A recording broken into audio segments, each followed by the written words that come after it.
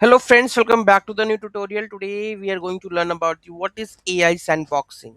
So, what is sandboxing? Sandboxing means running an AI agent or the code and the tool it uses inside a restricted, isolated environment. If the agent does something wrong, goes off script, gets manipulated by malicious instructions hidden in a web page, or simply has the bug, the blast radius status inside the box instead of spreading your real systems. So think of the sandbox like a hospital isolation ward. A new, not fully understood patient, the AI agent is treated in a sealed room with its own air filtration. If something contagious happens, it contained to that room. It never reaches to the rest of the hospital. So this is what the sandboxing means.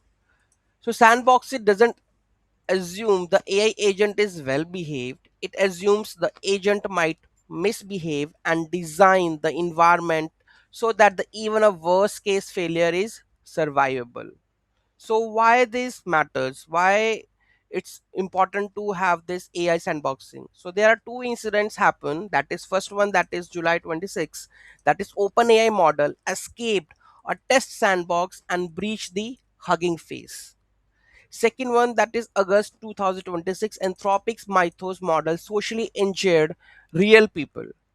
Okay, so notice the difference between these two. The OpenAI incidents was sandbox escape, the box itself failed. The Anthropic incident happened because internet access and the safety classifiers were intentionally turned off for the testing. The sandbox was working as configured, but the configuration itself was risky.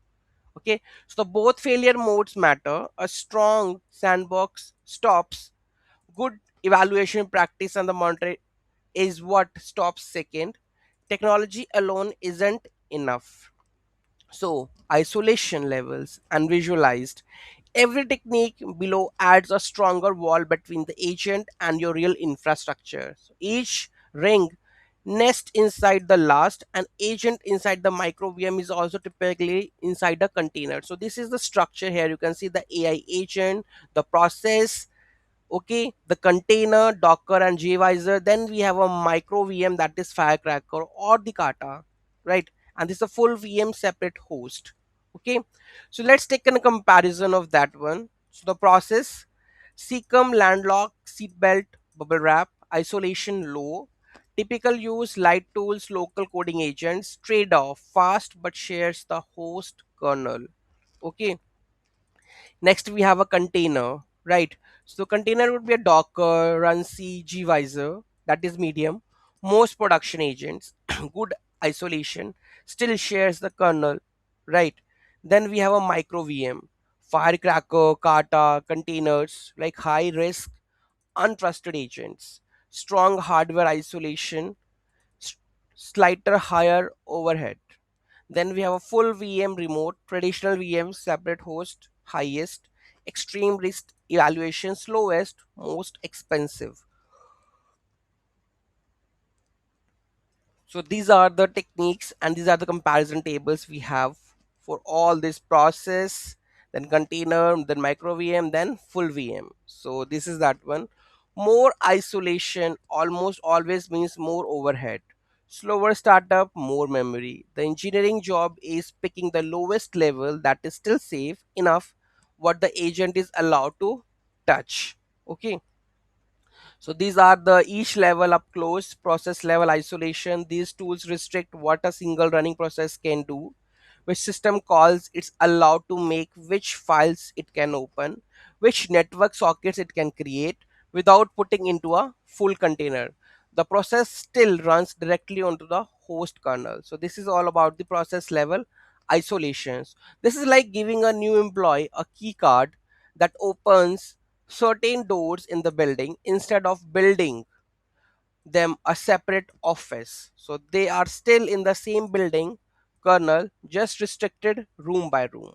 Okay, good for the low risk, fast local tools, but the kernel level bug or the misconfigured rule can still let the agent reach the host. Okay, Then we have a container level isolation. So a standalone container is an apartment inside a shared building. Okay, separate rooms, but the plumbing and the electrical are shared with every other tenant, right? So gvisor is like adding the translator between your apartment and the building utilities, checking every request before it reaches to the real pipes. Okay, so this is the workhouse level for the most production AI agents today. It balances speed with generally useful isolation. The next we have the micro VM isolation. So instead of an apartment sharing the building's utilities, imagine a tiny prefab house dropped on the same lot. It's on plumbing, it's on wiring, but built fast and the cheap. It's separate structure, not just a separate room. Okay, so the micro VMs are what you reach for when the agents has internet access, runs untrusted generated code, or is being evaluated or risky capabilities. Full VM is like this is a detached house on its own separate plot of a land miles from the main property. Nothing is shared, but it takes real time and the money to build. Okay, so no single layer is perfect. Modern AI agent security stacks overlap multiple techniques so that if one layer fails, next one still holds. Okay, so the recap: sandboxing isolates an AI agent so it mistakes or manipulates stay contained. Isolation strength scales process container micro VM full VM, which cost rising alongside safety. gvisor and the firecrackers exist specially because plain containers VMs weren't perfect fit for the agent workloads. One too weak, one too slow. A sandbox is only as good as what is around it. Network rules, monitoring, approval steps matter as much the container tech. Okay, so the real 2020 incidents, Hugging Face and UK AISI, show both failure models: a box that was escaped and a box that was deliberately open too wide. So this is all about the AI sandboxing. So I hope you understand the points, what exactly it is. So any doubt, any query, let me know in the comment section. Thank you so much for watching this video. Have a great day.